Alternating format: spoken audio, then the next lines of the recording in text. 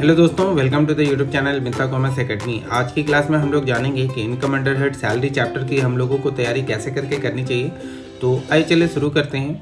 As पर section 14 of the income tax act 1961 किसी भी पर्सन के इनकम के टोटल 5 सोर्सेज होते हैं, जिसमें जो सबसे पहला सोर्स है दैट इज़ अ सैलरी। उसके बाद हाउस प्रॉपर्टी आता है, फिर पीजीबीपी आता है, फिर कैपिटल गेन और अदर सोर्सेज आता है। मतलब इन चारों में जो नहीं आएगा उसको अदर सोर्स में डाल देते हैं। इसके बाद इन 5 सोर्सेज को टोटल करते हैं तो उसको हम लोग कहते हैं ग्रॉस टोटल इनकम। इसमें से फिर हमें कुछ स्टैंडर्ड डिडक्शंस मिलता है और उसके बाद जो इनकम आता है उस पर फिर टोटल टैक्स कैलकुलेट किया जाता है। फिलहाल हम लोग सैलरी की बात करते हैं।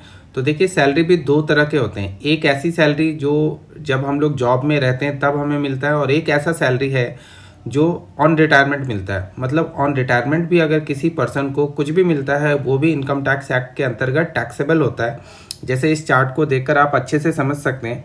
ड्यूरिंग द जॉब जैसे कि बेसिक सैलरी हो गया, अलाउंसेज हो गया, बोनस हो गया, कमीशन, परक्यूजेट्स होते हैं और अदर बेनिफिट्स, जो कुछ भी मिलता है सब कुछ टैक्सेबल है।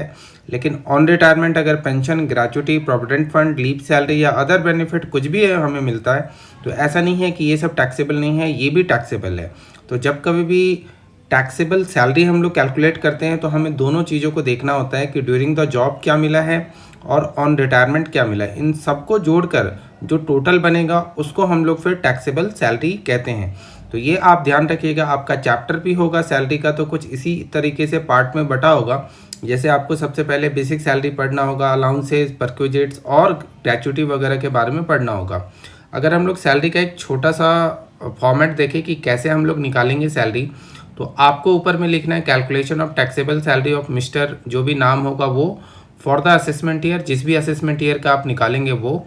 और फिर आपको देखना है कि बेसिक सैलरी कितना है, बोनस कितना मिला है, कमीशन कितना मिला है, कौन कौन से ऐसे अलाउंसेज हैं जो टैक्सेबल हैं, और टैक्सेबल परक्यूजेट्स वगैरह देखना है। उन सबको जब आप जोड़ेंगे तो ग्रॉस सैलरी कहलाएगा।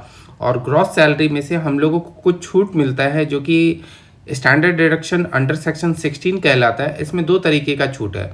अगर सैलरी 50,000 तक का है तब तो कोई टैक्स नहीं लगेगा, और अगर गवर्नमेंट एम्प्लॉई है तो उसको एक अलाउंसेज मिलता है that is a entertainment allowances, उस पर भी कुछ छूट है। इसको हम लोग आगे के क्लासेस में डिस्कस करेंगे। तो ये जो फॉर्मेट है ये आपको ध्यान रखना है कि जब कभी भी सैलरी का कोई बड़ा सा क्वेश्चन आएगा तो आपको इसी तरीके से फॉर्मेट तैयार करके वहाँ पर आपको आंसर निकालना है। So when you are going to start your salary chapter, आपको ये ध्यान रखना है कि कुछ ऐसे टॉपिक हैं जिनको बहुत अच्छे से कवर करना होगा। उसमें है अलाउंसेस हैं, दूसरा परक्यूजेट्स है, तीसरा ग्रेच्युटी है और चौथा है पेंशन। इन 4 पोर्शन को आपको बहुत अच्छे से कवर करना है, तभी जाकर आप सैलरी का कोई भी प्रॉपर क्वेश्चन जो एग्जाम में आता है उसको आप कर सकते हैं। अदरवाइज आप नहीं कर पाएंगे सैलरी के क्वेश्चन। तो ये एक बेसिक सा क्लास था सैलरी का। नेक्स्ट क्लास में हम लोग फिर अलाउंसेस के बारे में पढ़ेंगे। आज की क्लास में हम लोग इतना ही करते हैं। Thanks for watching the video. We will continue in the next class. Thank you so much.